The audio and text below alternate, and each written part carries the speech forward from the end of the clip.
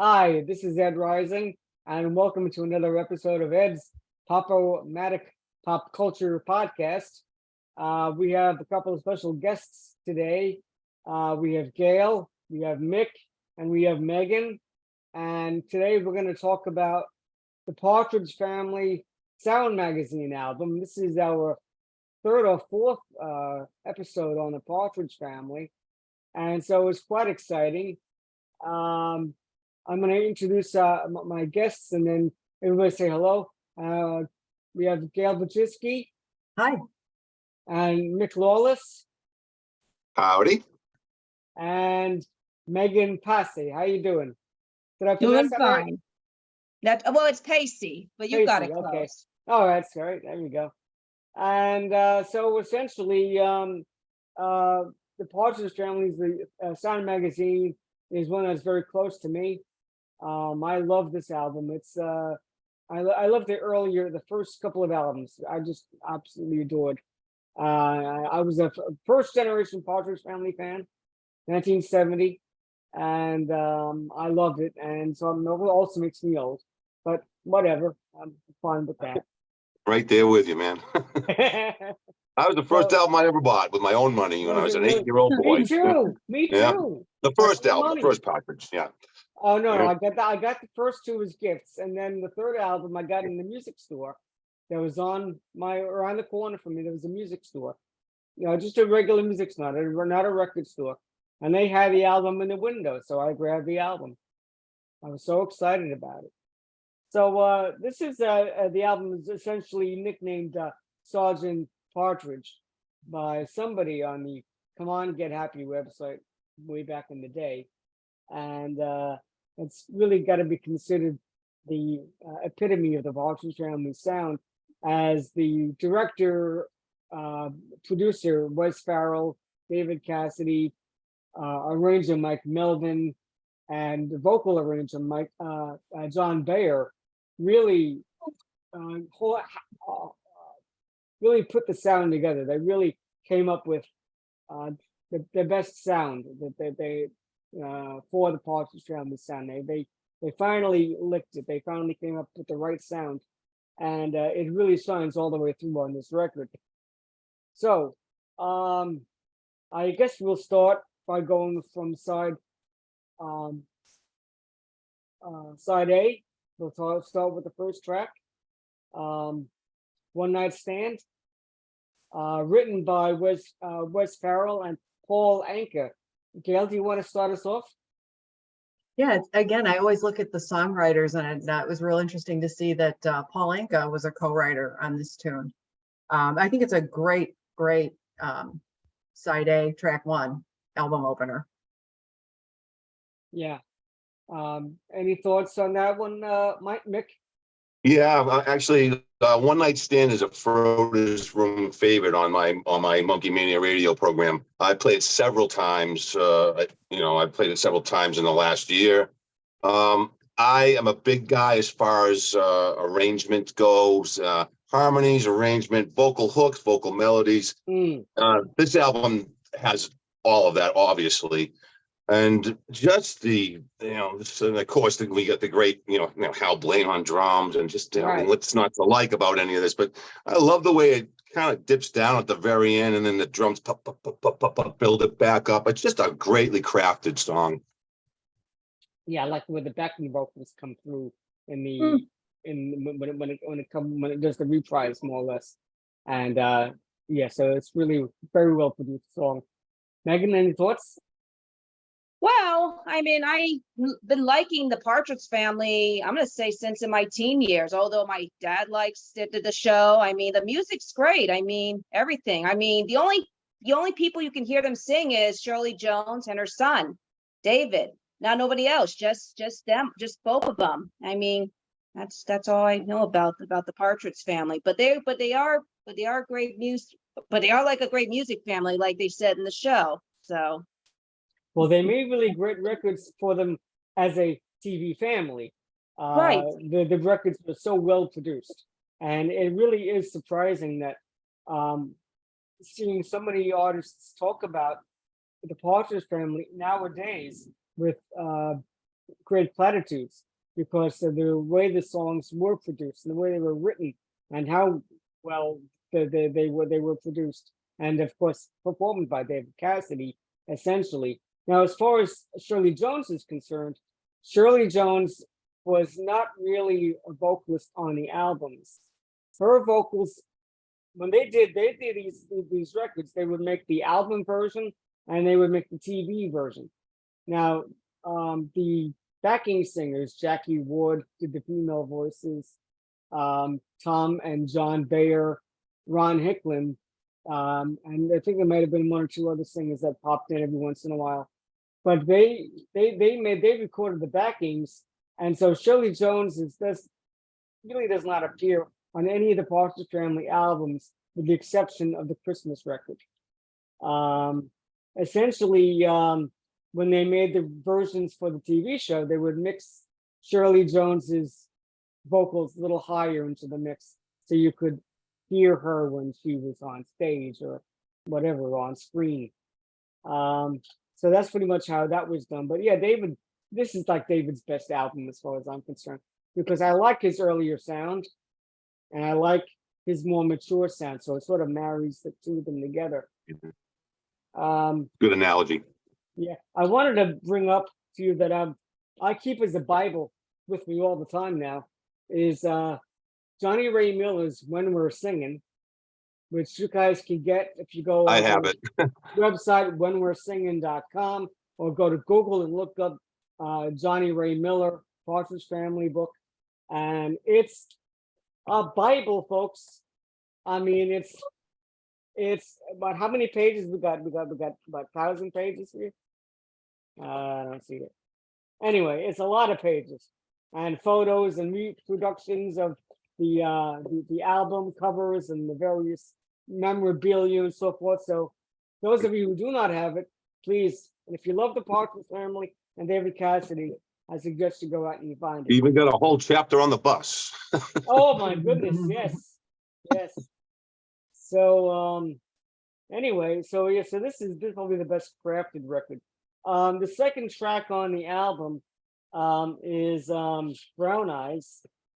It was written by, I got that right? Wes Farrell and Danny Jansen. He was a new songwriter for the Partridge Family at this point. And I think he was fairly a young man when he was making those songs. But they wrote this beautiful little love song, Brown Eyes, which I believe is a big favorite of some of my friends on the various Partridge Family websites or Facebook pages that I am on. So, Gail, let me start around with you. Your thoughts on the record? Gorgeous song. Gorgeous song. Like you said, it's very well written. The lyrics are beautiful. It's a very tender love song. And it's nice to, we've mentioned this before, Adam, talking about some of the albums. There's the themes often are lost love, unrequited love. And this one is a love song, which is nice to hear. And it's nice to hear. I think Danny Jansen has another co-write on side 2.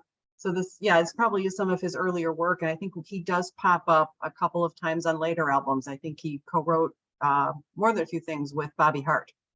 So it's kind of interesting to see this is early in his career. Yeah, no, it's a terrific song. I think the first thing he did was with Wes Farrell. He rewrote the lyrics to "Come On Get Happy," the theme song for the Partridge Family. Yeah, I think So you're he's right. responsible for that. Mick, your thoughts? Love the tune. Love the signature Partridge electric piano in the intro. Yeah. You know, I always thought that, when I was 9 years old, that Laurie played a very mean piano, but but what a very nice way to intro. Great, just greatly written tune. Good in the number 2 spot too. Honestly, the first 3 songs on this album just really are incredible. They just flow so good. The album flow to this album is incredibly nice. Yeah, I think when you put down Larry Partridge and Eddie Van Halen is great. Synthesizer or electric keyboard Yes. players. They're very, very good, right? Megan, any thoughts on this song, Brown Eyes?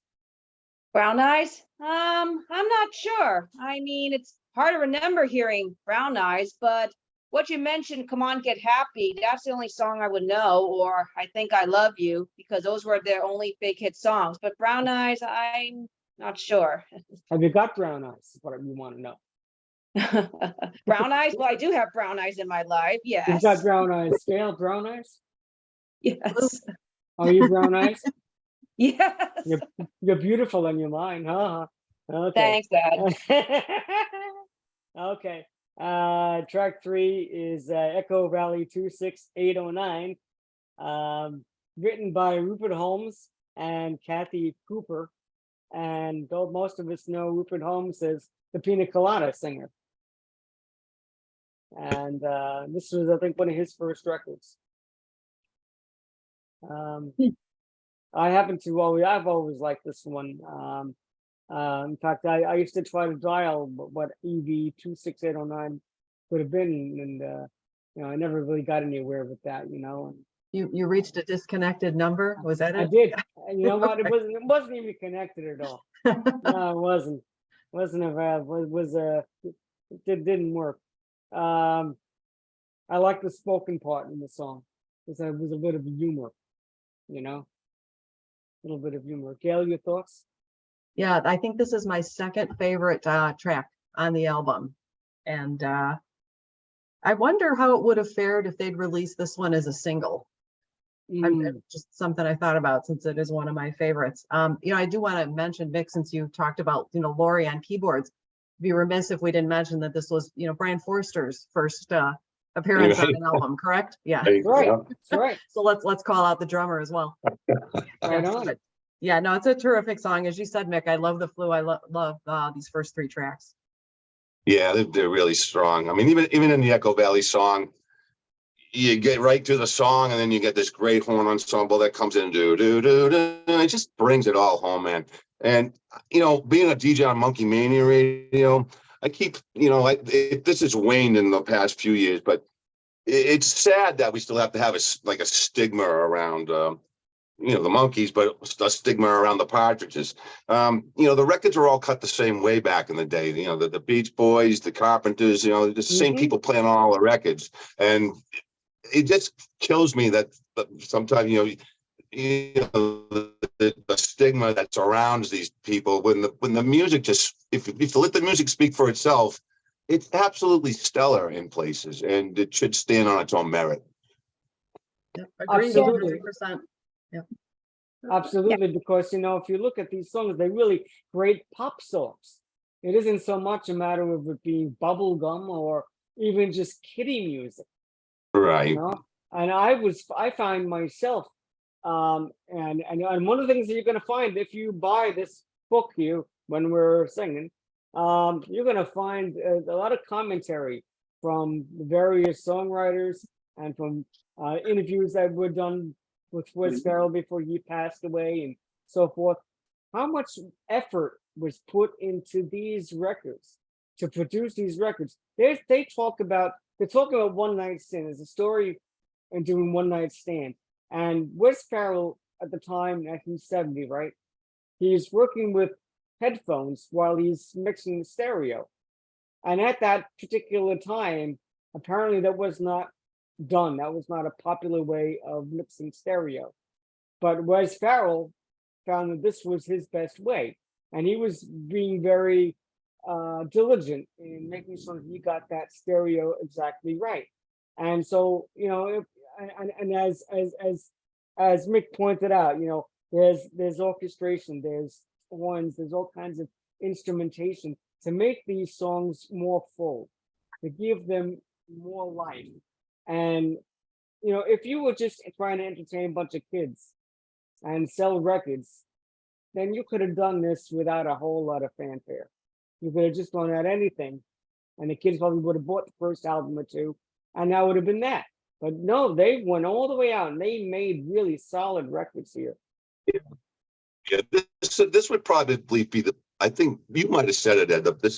It's like the pinnacle of this record. I think, Megan, any thoughts on that song? No, I'm not sure.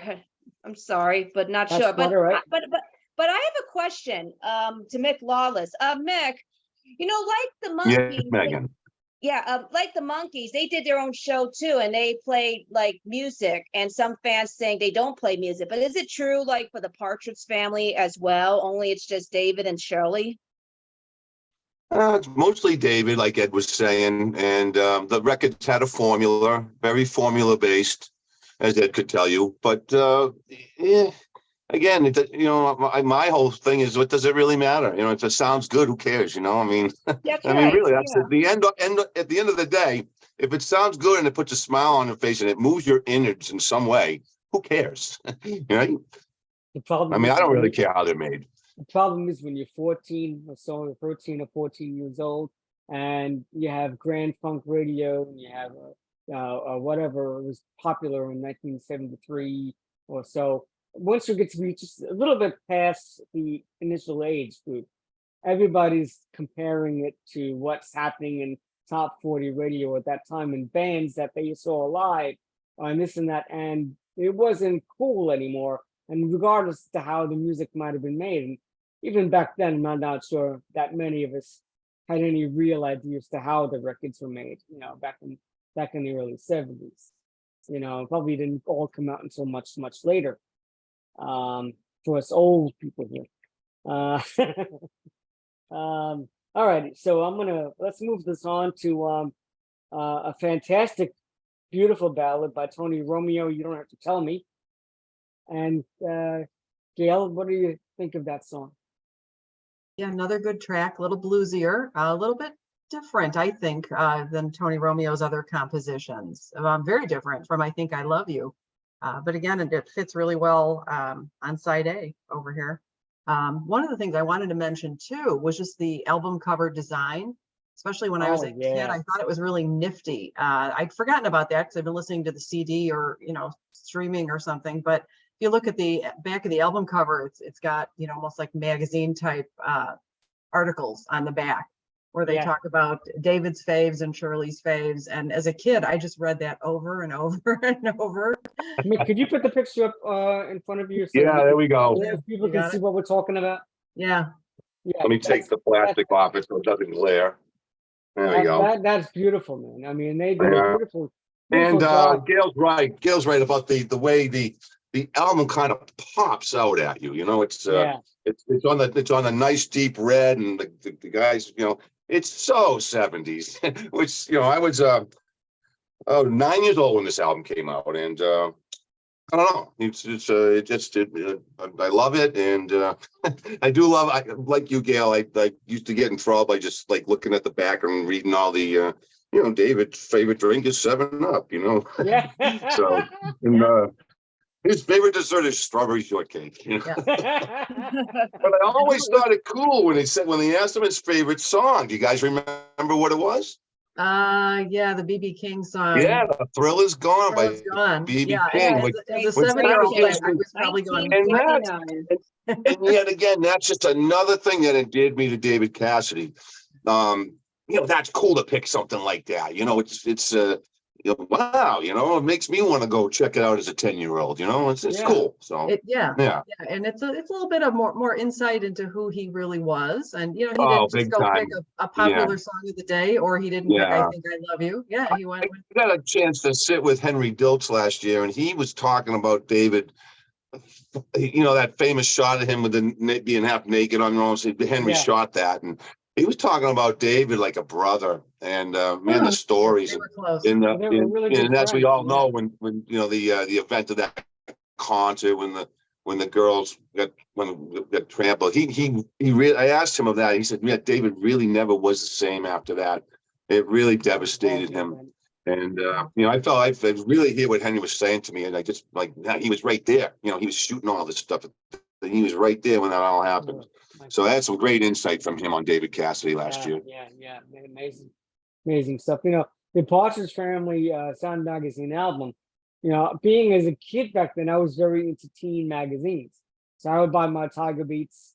Tiger Beat was always a favorite, and the Partridge Family magazine, which was published by Tiger Beat, and then 16 and so forth, and some of the other ones Flip, which I think was an offshoot of Tiger Beat. And so yeah, so there was great fun that they had with that, with the cover for this particular album. And then in the back, as Mick showed us earlier, it gave us all those little questions and answers and things, and it takes a whole lot of good people, which is something that stayed with me from that day on. It takes a whole lot of good people to put something like this together. And so I used to always read the whole album and who were the musicians, who were the backup singers, who are these people, what's all this? You know, Western recorders, where is that? You know? A lot of guys that played on Monkeys tracks are on this record. Right you know, on, Hal yeah. Blaine, Yeah. Louis Shelton, Louis you know, Shelton, Larry Nexel. I mean, a lot of these guys are on Monkeys and the albums. Beach Boys records and everything. I Wow. mean, they're all Yeah. over the place. I mean, it's amazing. And yeah, it really is a shame that it wasn't better known that this was happening, and the Monkeys might have fared better. They might have got more of a break. And same with the Partridge Family. But I think about it with the Monkeys Agreed. more so because I think the Monkeys had it more personal, because the Monkeys, they had their individual names on the show, and they were depicting this band, as opposed to the Partridge Family, where if you were above the age of 9, you had to figure that the little boy was not really doing the drums on the record, and the little girl was, even if she was playing tambourine, that wasn't gonna be all that much, you know. So you know, and Danny Bonaducci was holding the bass wrong anyway. So I mean, you know, it just, you know, it takes a little bit of you know, if you love the fantasy, you love the fantasy. But if you don't necessarily love the fantasy, you should be able to have some intellect about how the music is being made. So you don't have to tell me. Another comment I picked up on Tony Romeo about the song is that when Wes Farrell went back to him and said to McCarry, I want you to write I Think I Love You Sideways, because we need another hit record. Tony Romeo was like, no, find somebody else. That's not me. That's not what I'm going to do. So he proposed this song, figuring that they would never accept it. And sure enough, Wes Farrell did use the record. He put some jazz on in the arrangement, and that really made it so much more of a great song. And then actually, I think he did eventually write I Think I Love You Sideways, and we'll get to that later on, or perhaps in another episode. Rainmaker, Wes Farrell, and I can't even pronounce this man's name. Putokos is the other songwriter, and Mike Apple were the 3 songwriters to write a really good pop song called Rainmaker. Rainmaker, do you have to be free? Rainmaker, you made a fool out of me, or something along those lines. It's a good song. I enjoy that. Gail, your thoughts? The only song about rain on this album, is that right? Only song about rain. That's unusual. Aren't there usually There's usually a couple of songs. The last the token album, rain song? they wrote The Umbrella Man, and I think they wrote She'd Rather Have the Rain. So, you know, that must be a thing, you know. Mick, any thoughts? Yeah, Rainmaker, great chorus, really catchy, very, very hooky. Hard really not to dislike the song if you like pop music. I mean, what a great tune. Yeah, it's funny because there's a Rainmaker, Michael Nesmith, there's Davy Jones, Michael Nesmith, Rainmaker song by Nilsson, the same name, but this is obviously a different one. But yeah, it's a good catchy song, and it's been one of my faves on this record. So Could have been a hit single. Yeah, what's not to like, you know? Okay, Megan, can I ask you, do you have a favorite airline jingle? Airline single? Jingle. A jingle for an airline. Jingle for an airline? Yes. Tough question. I don't know. I mean, I'm coming up with tough questions today. Tough question is right, but no, I don't know any airline jingles around here, because I know back then when the Partridge Family was big, there was Pan Am at the time. Right. Yeah, Pan Am. So that's the only thing I know they had back then. That's right before we had JetBlue. That's before. Well, here's a song that could have been a big hit jingle for an airline if they had put it out there. I'm on my way back home. Ah, The last track on side one, that was written by Bobby Hart and Jack Keller. It's a really great song. Yeah, Yeah, that's your a good thoughts on that? song. Oh, Mick, you want to go first? No, I ahead, just Nick. really like the song. I like the fact that Bobby Hart is involved in, because he certainly wrote smash hits for the Monkees, as we all know. And see him get a little loving in the Partridge universe, And Yeah. that is a really good, strong song and a very good closer to side one. Yeah, I've always liked it. I've always enjoyed it. Dale, your thoughts? Yep, agree with Mick. Terrific closer for the side. Happy to see Bobby Hart appear on this and working with Jack Keller. And I think as they go forward on subsequent albums, Bobby Hart and Danny Jansen pair up on a few. So it's a Yeah. nice early entry for him. Good song. It's very interesting because, and I'm sure Mecca and Megan, as you are probably bigger Monkey fans than I am. yes, Bobby I am. Hart, and Tommy Boyce. That's right. Were broken up essentially, not physically, not in a fight kind of a thing, but the people that were running the publishing, they were trying to split them up to get other songwriters an opportunity. And so they split up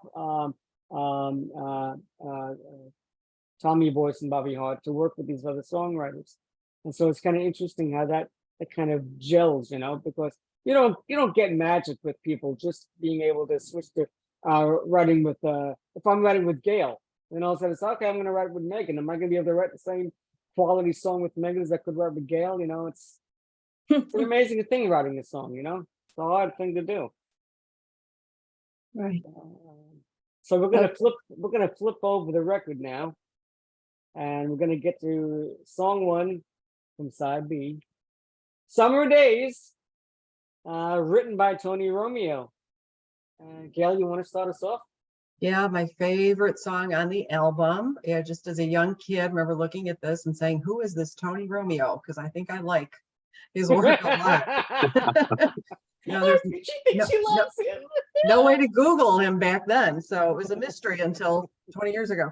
But yeah, no, it's my favorite. I love this arrangement. It's, if you really listen at the end, it builds and it just gets better and better. I feel like there's a lot of instrumentation, I think, at the end of this song, and I'm not good at picking those things out, but I feel like I hear some cello or some bass or something in there, some horns. It almost is a little, maybe it was influenced a little bit, as were a lot of things, by Good Vibrations by the Beach Boys many years earlier. That's what comes to mind. Yeah, But I can see that. they I were can feel that. having some fun in the studio with this, and I think it just builds, and it's a terrific song. And I love the lyrics. I love the sentiment that, let's go back to simpler times, those summer days, and young love. So I still find it just a really enjoyable tune. Yeah, she pretty much nailed it, Gail. It kind of, was a quintessential good time feel Partridge song. It synopses the 70s quite well, I think, that song. Really strong David vocal on that. And you're right about the build-ups. You're definitely hearing brass instrumentation at the end there. And there's a lot of things going on in that song. Again, great production, strong David vocal. And like you said, it just gives this aura and this feeling of a very, good times, good childhood times. And I think me and you were on the same page with that one. I get exactly where you're coming from with that. It's hard not to like that song. And Megan, your thoughts? I would agree what they all said. I mean, I'm sure it's a great song. I mean, great upbeat. I'm sure it's great for the family to tune in, or maybe kind of more sunshine pop or something. Absolutely. You got to get this on your radio show. So playing some Maybe. Partridge Family. If I can, yeah. Depends on if I have a guest on to talk about the Partridge Family. And the only song I can play is I Think I Love You, because it's one of the biggest hit songs. Let's talk about I Think I Love You, because yes, it was their big hit, and this is a song we all know. And I remember hearing it from a commercial, I'm gonna say like 20 years ago. And then when I got to know the Partridge Family, I mean, it was like their big song. It was their #1 hit. I mean, Right. I reached the charts, and you can hear it on one of the episodes. Like you might hear in the episode, like they're on a picnic until a skunk went on from the bus. That was scary. Or and then there's another episode. Some woman was trying to turn against on the Partridge, and then when they were singing, she goes, "Ladies and gentlemen, the Partridge Family." So that's the song we all It know. was a women's Think lib I Love You. episode. I don't know what episode, but I remember the skunk one where they're hanging out in the picnic. Yeah, But yeah, that's a great one. That's a great one. so yeah, let's talk about that song because it sold million copies. So here's a good question: how did David Cassidy and Shirley Jones feel having a #1 hit, although it was their biggest hit? Like, how is it? Well, I don't, I think that David Cassidy was very excited at that time. I think, remember hearing some story about him driving in his new convertible car or whatever, and the song came on the radio and he flipped out. You know, it was it must have been an amazing thing to have a hit record on the radio. And but they seem to, it's an infectious song. It's one of it's my personal favorite song of all time. Great And use of I- harpsichord, right? Oh man, Yeah, the harpsichord, all you- over that's it. Yeah, right. you're gonna love it. Which also run, they do, that shows up Yeah. a few times in the Partridge Family albums. Yeah. Which is a Yeah. great, it's a signature thing for them, which is a great sound, you know. And just the idea of the song. I mean, this is any kid or young man, or young woman even.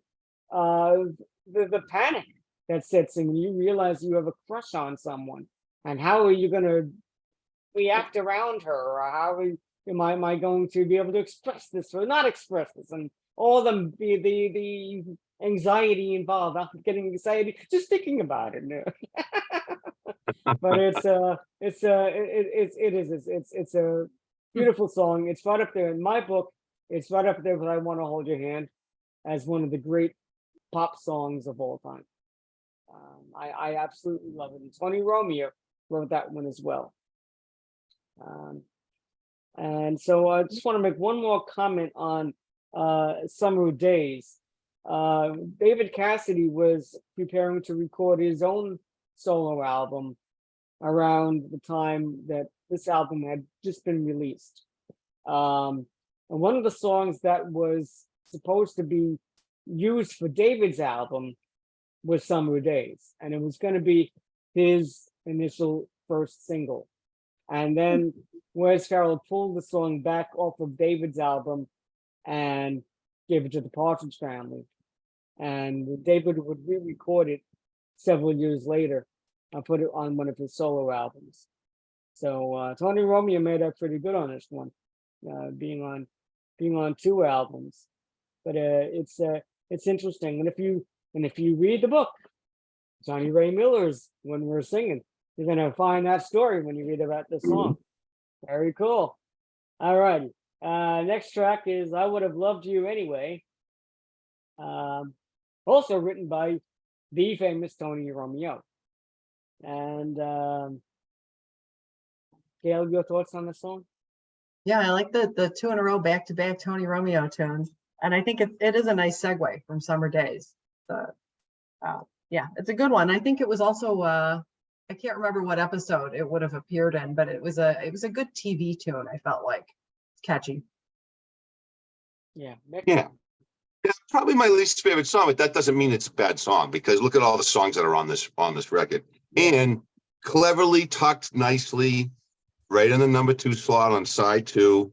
You know, in typical Tony Romeo fashion, the quintessential 2.5-minute song, and fits nicely, you know, and again, because it's my least favorite track does not mean that it's a horrible song by any stretch. I mean, look at the rest of the competition on this sure. record. Oh, So, sure. I'm sure.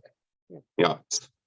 All right, so Megan, I don't know if you might remember this, but the TV series episode featuring this song was a story that centered around Danny Partridge.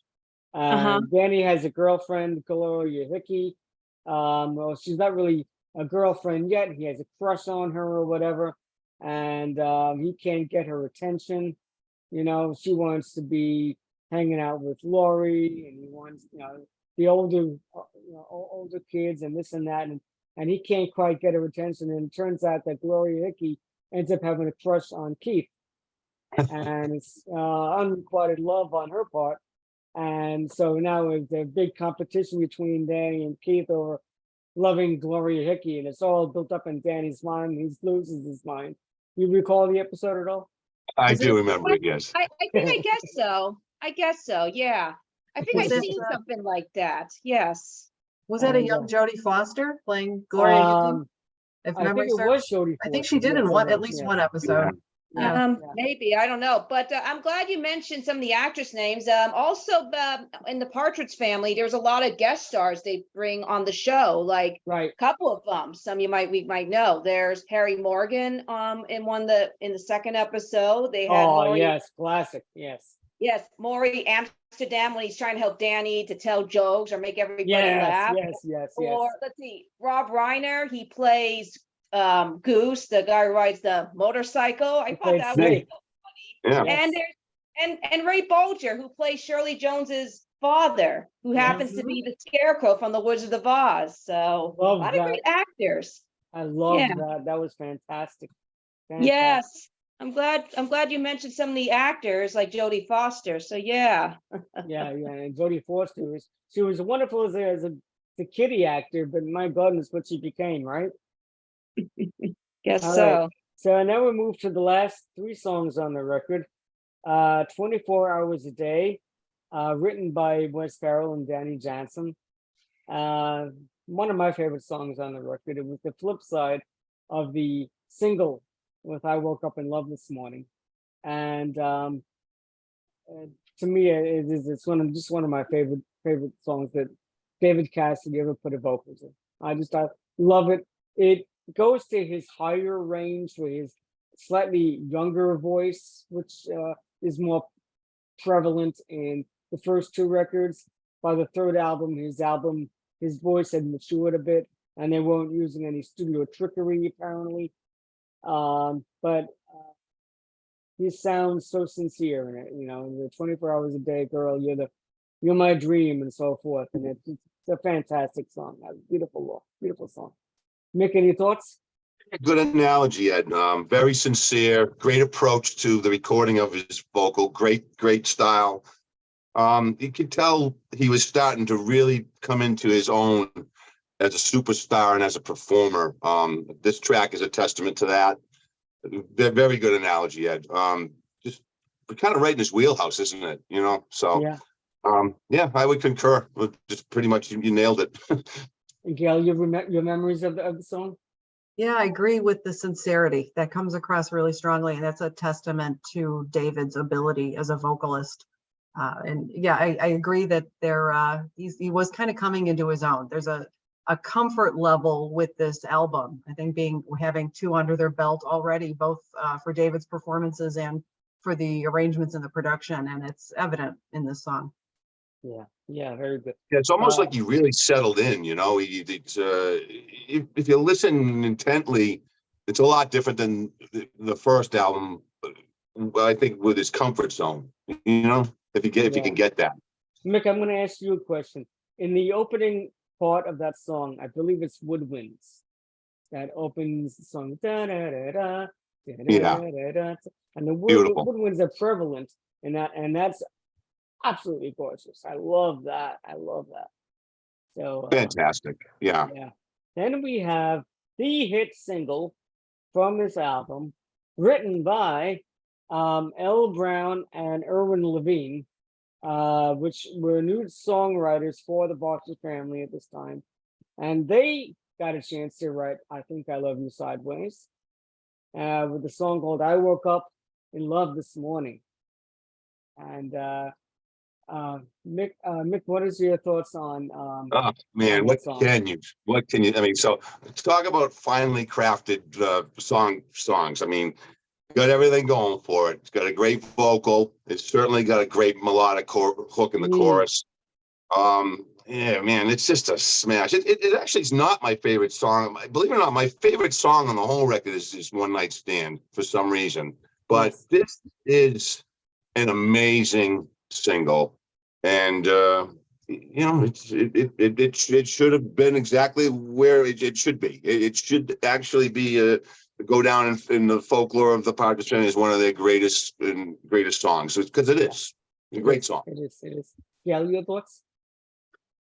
Yeah, it's very reminiscent of I Think I Love You. And I like your comments earlier, Ed, when you said that Wes Farrell asked Tony Romeo to write I Think I Love You sideways, and he wouldn't do it. So he got somebody else to do it, I guess. And the result was I Woke Up in Love This Morning. But as you said, really catchy tune. Yeah. Yeah, I enjoy it very much. Megan, do you have any memories of the song? I guess so. In one of these TV episodes, I believe so, because when I watched the show, you have to hear what kind of songs, like it shows like you might hear a song if they're playing around or if they're singing in the performance. Depends on what episode you watch. I don't So, remember what episode it was used in. I have to look it up for you and see if I can okay. get here. Let's see here. Anyway, moving on. The last song on the record is Love Is All I Ever Needed, which was the first song written, or the second song that was written by David Cassidy. And the Wes Farrell also credited on that, which I'm not entirely sure is correct, but because it sounds like they're a personal song. And what Wes Farrell was doing on that record. I have a comment to make on Wes Farrell, who comes across from what I've been reading as this guy that was really this big virtuoso impresario kind of person, very, very high energy guy that seemed to have a lot of control over what he was making. He controlled what David was recording every step of the way until David couldn't put up with it any longer. But from what I understand from a lot of other music producers from the 60s, they took songwriting credit on things maybe they shouldn't have taken songwriting credit on. And so my understanding is that he wasn't even a musician. So I don't know how much involvement he actually had in songwriting. Mick, would you have any background on that? I actually cannot speak to that, and I just obtained that book you keep showing about 2 months ago, and as you can see the girth of it, I kind of pick it up from just go into different sections. I haven't really had a chance to sit with it. I go through bit by bit. No, I wish I could comment more on that. I don't want to comment about things I don't know, but it's nice to see that David get a songwriting credit on this. This is a good closer for the record. Yeah. And again, good to see that David got a credit on this. And well, he should have. He worked hard throughout the first two albums onto this one, and it's good to see that he's got his name on a song. Right on. Gail, your thoughts? Yeah, same. I feel happy for David that he was able to contribute like that. Again, like Mick, I don't know the particulars of Wes Farrell too much, but maybe he was mentoring David a little bit when it came to the songwriting. He apparently had a great ear, for arrangements. And I think, like you said, Ed, he wasn't a musician himself. Reminds me a little bit what I know about Don Kirshner, kind of the Partridge Family counterpart of the music supervisor and the guy who had carte blanche, at least in the beginning, for as Kirshner goes, who controlled everything and called all the shots. So, but arguably was doing a great job and produced some terrific product. He did, and you know what? Mike Nesbitt can tell you some stories. I don't want to get negative, and I don't want to come across that way. Because if you reading up on how One Night Stand was written, and he wrote that with Paul Anka, and by 1970, Paul Anka had been a superstar for 15 some odd years, almost 20 years by then, songwriter and so forth. So Paul Anka didn't need Wes Farrell to take a songwriting credit on his song. So they wrote songs together. They were friends. They could write together. Certainly, whether he was writing songs physically or whatever, he certainly had an input in how the song was written, and whether it was the idea or this and that or whatever. Yeah, Dad, do you know if do you know maybe you've dwelled into the book a little, if he was more of an arranger or not? Because the One Night Stand especially is beautifully arranged. And I don't know if he arranged it or, The arrangements were I mean- essentially done for the musicians, was done by Mike Melvin, who was one of the keyboard players for the Partridge Family. yeah. And I mean, the arrangement on One Night Stand, to me, is off the charts as a musician. Just the And way then- it is put together is beautiful and it's brilliant. well, it is brilliant. The whole record is brilliant. I mean, Summer Days is brilliant. You know, I woke up in love this morning. You know, all this production really is so well done, creating different sounds and so forth. And different sounds, but also with a very consistent sound. So the Partridge Family itself had its own sound, which I think gives it a lot more credibility. Yeah, very much Rather so. than, you know, Yeah. I really enjoy that. I just want to make another comment regarding I Woke Up in Love this morning. I'm reading about this song and how they were trying to come up with some kind of a Beatle-esque type of idea to kind of do a rewrite of She Loves You. And I Woke Up in Love this morning, kind of, I could see that kind of, It's perfect, isn't it? It really is. it's amazing, isn't it? You know? Yeah. Anyway, well, that's it for this particular record. Any last thoughts from anybody on the record? Yeah, I really do, Ed. I have a good question, but well, first, actually, two of the things. Now, for Partridge Family, we all know. I just read it just now. We all know who the Cowsills will, right? Right. Now, it's kind of based on like the Cowsills. And here's a cool story. I was interviewing Paul Cowsill, or Oh, when I was on wow. the phone. He told me a story. I think he told me Barbara Cowsill was almost going to be part as Shirley Partridge, but she turned it down. That's another story I was going to mention that to you. That's what that show is based on, like the Cowsills. And it From kind of what I sounds read, like from what I read about Susan Carousel, she talks about that as, you know, they wanted Barbara to be the mother, and they wanted her to be the girl, I guess the Laurie character maybe. yes. But the other boys were, I think too old, or some of the boys were too old to be considered for the show, and they didn't really have any acting background, and so they decided to go with actors as opposed to the Yeah, Cowsills. You know? That's it.